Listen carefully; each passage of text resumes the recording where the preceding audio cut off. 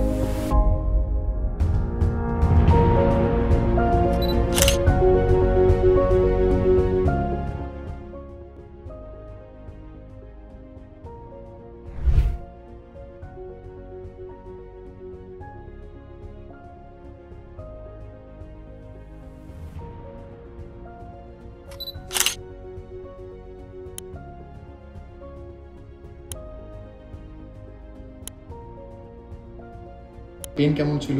Pen খুব মোটামুটি ছিল, কিন্তু এখন আর বুঝতে পারিনি, এখন ঠিক আছে। আমি ইউটিউবে দেখেছিলাম, আর ইউটিউব থেকে তারপরে এখানে যোগাযোগ করি স্যারেদের কাছ থেকে, তারপরে এখানে আসি।